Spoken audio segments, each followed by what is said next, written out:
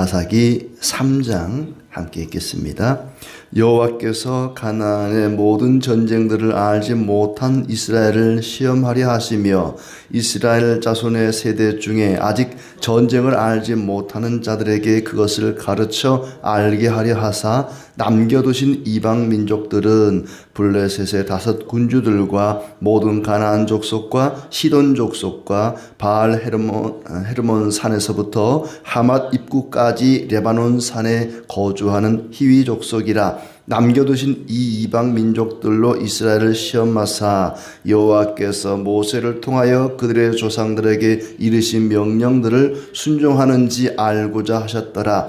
그러므로 이스라엘 자손은 가나안 족속과 헷 족속과 아모리 족속과 브리스 족속과 히위 족속과 여부스 족속 가운데에 거주하면서 그들의 딸들을 맞아 아내로 삼으며 자기 딸들을 그들의 아들들에게 주고 또 그들의 신들을 섬겼더라. 이스라엘 자손이 여호와의 목전에 악을 행하여 자기들의 하나님 여호와를 잊어버리고 바알들과 아세라들을 섬긴지라.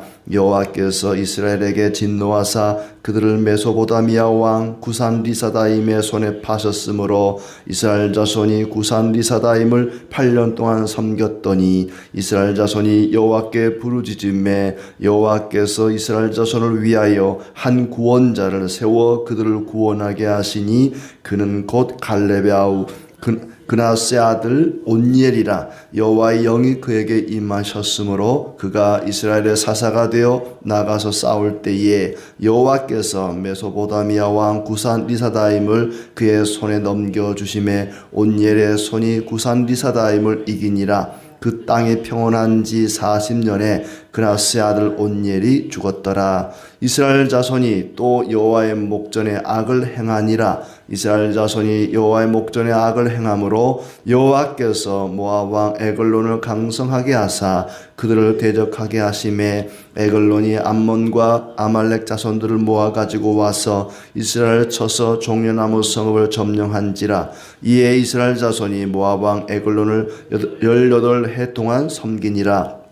이스라엘 자손이 여호와께 부르짖음에 여호와께서 그들을 위하여 한 구원자를 세우셨으니 그는 곧 베냐민 사람 게라의 아들 왼손잡이 에훗이라. 이스라엘 자손이 그를 통하여 모압 왕 에글론에게 공물을 바칠 때에 에훗이 길이가 1규빗 되는 좌우의 날선 칼을 만들어 그의 오른쪽 허벅지 옷 속에 차고 공물을 모압 왕 에글론에게 바쳤는데 에글론은 매우 비둔한 자였더라. 에훗이 공물 바치기를 마친 후에 공물을 메고 온 자들을 보내고 자기는 길갈 근처 돌 뜨는 곳에서부터 돌아와서 이르되 왕이여 내가 은밀한 일을 왕에게 아뢰려 하나이다 하니 왕이 명령하여 조용히 하라 하매 모셔 선자들이 다 물러간지라. 에훗이 그에게로 들어가니 왕은 서늘한 다락방에 홀로 앉아있는 중이라. 에훗이 이르되 내가 하나님의 명령을 받들어 왕에게 아뢰릴 일이 있나이다 하매 왕이 그의 좌석에서 일어나니 에훗이 왼손을 뻗쳐 그의 오른쪽 허벅지 위에서 칼을 빼어 왕의 몸을 찌르매 칼자루도 나를 따라 들어가서 그 끝이 등 뒤까지 나갔고 그가 칼을 그의 몸에서 빼내지 아니하였으므로 기름이 칼날에 엉겼더라. 에훗이 현관에 나와서 다락문들을 뒤에서 닫아 잠그니라. 에훗이 나간 후에 왕의 신하들이 들어와서 다락문들이 잠겼음을 보고 이르되 왕이 분명히 서늘한 방에서 그의 발을 가리우신다 하고 그들이 오래 기다려도 왕이 다락문을 열지 아니하는지라. 열쇠를 가지고 열어본즉 그들의 군주가 이미 땅에 엎드러져 죽었더라. 그들이 기다리는 동안에 에훗이 피하여 돌 뜨는 곳을 지나 스이라로 도망하니라. 그가 이르러 에브라임 산지에서 나팔을 불매 이스라엘 자손이 산지에서 그를 따라 내려오니 에훗이 앞서가며 그들에게 이르되 나를 따르라. 여호와께서 너희의 원수들인 모압을 너희의 손에 넘겨주셨느니라 하매 무리가 에훗을 따라 내려가 모압 맞은편 요단강 나루를 장악하여 한 사람도 건너지 못하게 하였고 그때 모압 사람 약 10,000명을 죽였으니 모두 장자여 모두 용사라. 한 사람도 도망하지 못하였더라.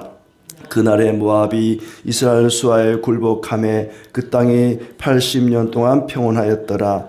에훗 후에는 아나세 아들 산갈이 있어 소모는 막대기로 블레셋 사람 600명을 죽였고 그도 이스라엘을 구원하였더라. 아멘. 네, 오늘도 주님의 은혜가 가득하기를 진심으로 축복합니다. 하나님께서 가나안 원주민들을, 이방인들을 가나안 땅에 남겨두신 이유와 그리고 이제 본격적인 사사들의 활동이 소개되고 있습니다. 1절부터 6절에 보면은 전쟁을 알지 못하는 이스라엘을 시험하고 그를 가르쳐 알게 하려고 남겨두신 이방 민족이다, 이렇게 이야기합니다. 가나안 족속들이 이스라엘을 계속 괴롭히고 또 유혹하고 하는 그런 역할들을 하게 됩니다. 하나님의 명령에 순종하는지 그렇지 않은지를 알기 위해서 시험하는 거죠. 주변에 그런 사람들이 없으면, 이방 민족들, 우상 숭배자들이 없으면 뭐 그런 유혹을 받을 일도 없고 그냥 하나님만 섬길 수 있을 텐데, 하나님께서는 그런 이방 민족을 남겨두심으로 전쟁을 알지 못하는 세대가 하나님과 우상 중에 어느 것을 택할 것인지 그들을 시험하기 위해서 그렇게 남겨두신 것이다. 전쟁을 알지 못한다는 것은 하나님께서 전쟁에서 승리하게 하신 것을 알지 못하는 자들이라는 얘기죠. 그들 가운데는 이제 블레셋의 5 군주 외에 여러 가나안 원주민들이 남아 있었고, 또 이스라엘 백성들은 그들과 서로 딸들을, 아들들을 주고받는 통혼을 하게 되고 그들의 신들을 섬기게 됩니다. 하나님을 잊어버리고 다른 신을 섬기게 된 것이죠. 그러니까 나쁜 친구와 좋은 친구가 어울려 살면, 어울려 지내면은 나쁜 친구와 좋은 친구를 본받기보다는 좋은 친구가 나쁜 친구를 따르게 되는 경우가 많습니다. 상자 안에, 바구니 안에 썩은 사과와 싱싱한 사과를 같이 놔두면 싱싱한 사과가 썩어가죠. 썩은 사과가 싱싱해 가지를 않죠. 그런 것처럼 우상 숭배자들과 하나님의 백성들이 같이 어울려 지내다 보면은 우상 숭배자가 하나님을 섬기기보다는 하나님을 섬기는 사람이 우상 숭배하기가 쉽다는 얘기입니다. 그래서 아예 왕래도 하지 말고 어울리지 말고 서로 결혼도 하지 마라, 그렇게 신신당부를 했던 것이죠. 그러나 그 첫 번째 시험에 그들은 실패하고 말았습니다. 하나님을 섬길는지 우상을 숭배하는지 하나님께서 시험하셨는데 그것을 성공하지를 못했다는 얘기죠.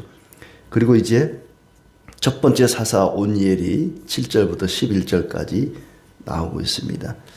그들이 악을 행하여 여호와를 잊어버리고 우상을 숭배하게 되었다. 그래서 하나님이 진노하게 되었습니다. 하나님을 잊어버리면 결국에는 우상 숭배에 빠지게 됩니다.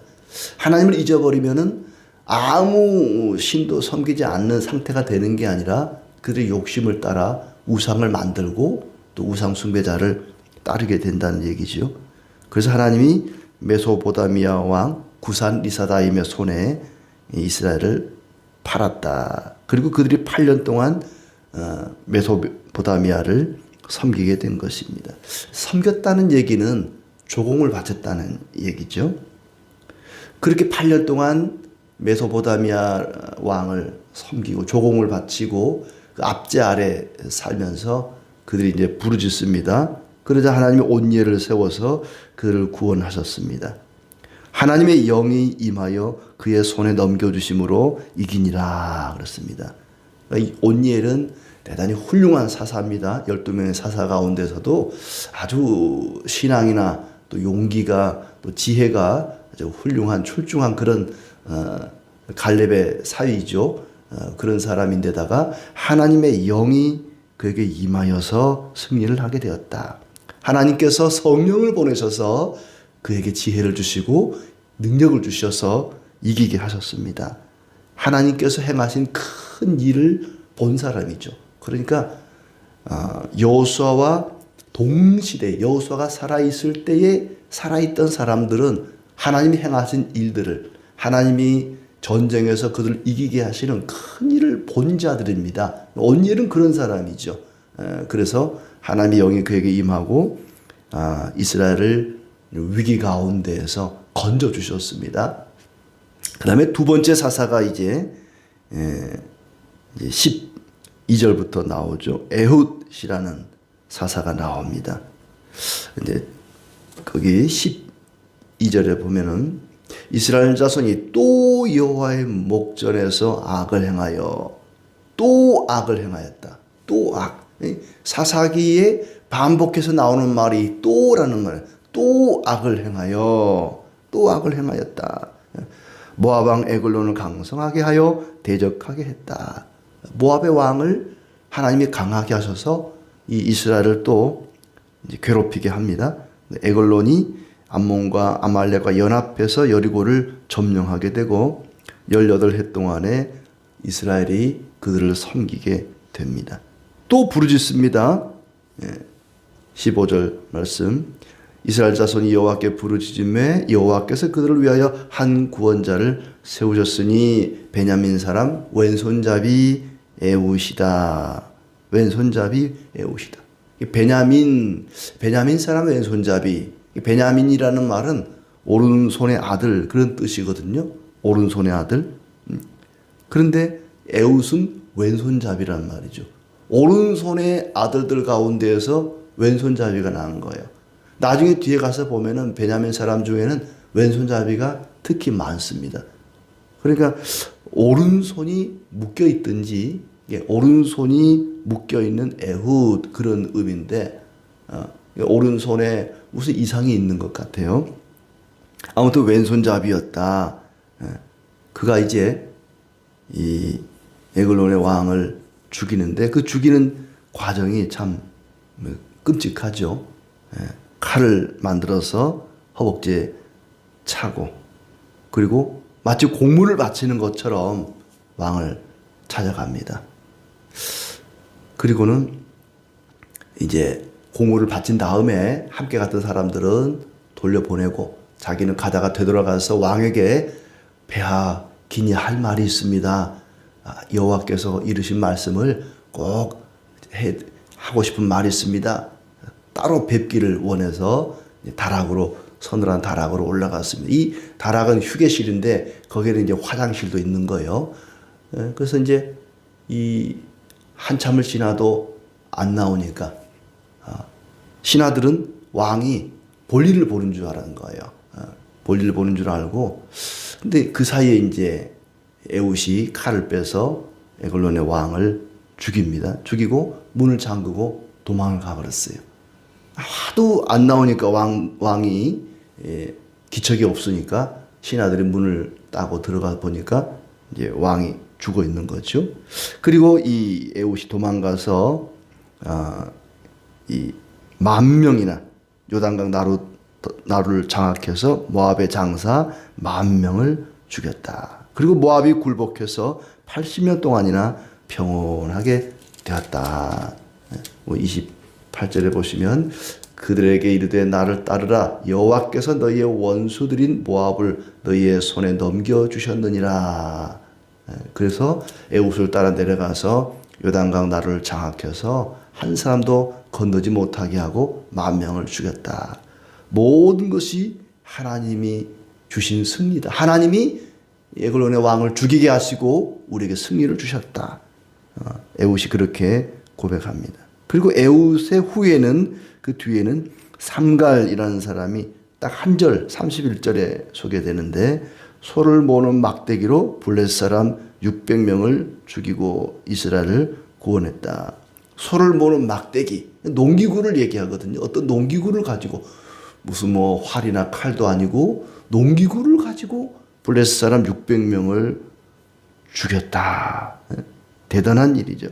농기구, 막대기, 형편없는, 보잘것없는, 하찮은 것이지만은 그러나 그것으로 이스라엘을 구원합니다. 이렇게 하나님을 알지 못하는 세대, 하나님이 행하신 일들을 알지 못하는 세대가 하나님을 저버리고 우상 숭배자들을 따르고 이방인과 더불어 살아가는데 하나님께서 그들을 시험하시려고 그렇게 이방인들을 남겨두셨습니다.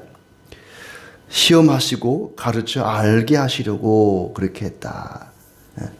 그들이 이방인과 혼인하고 우상을 숭배함으로써 하나님의 시험에 실패한 것입니다. 이 시험이라고 하는 것은 영어로 테스트 또 템테이션, 동시에 두 가지 의미를 다 가지고 있는 것 같아요. 과연 요놈들이 하나님을 섬기는지 아니면 여호와를 섬기는지 시험하는 테스트하는 것이기도 하면서 동시에 우상으로 그들을 유혹하는 두 가지 의미가 다 있는 것 같아요. 그러나 그들은 그 유혹에 넘어감으로써 이 테스트를 시험을 실패하고 말았습니다.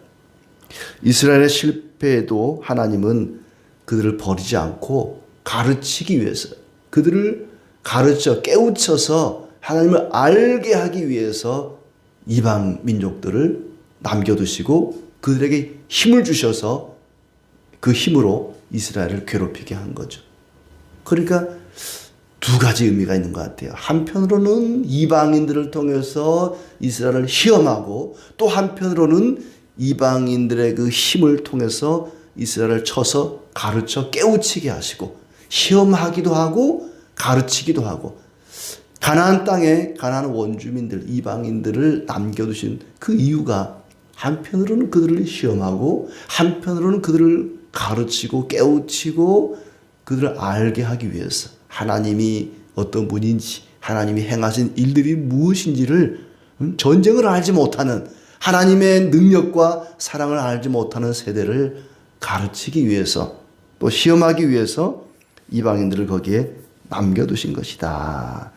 그리고 첫 번째 사사 온니엘을 통해서 성령을 그에게 부어주셔서 하나님을 알게 합니다. 성령, 하나님의 영이 그에게 임하여서 그가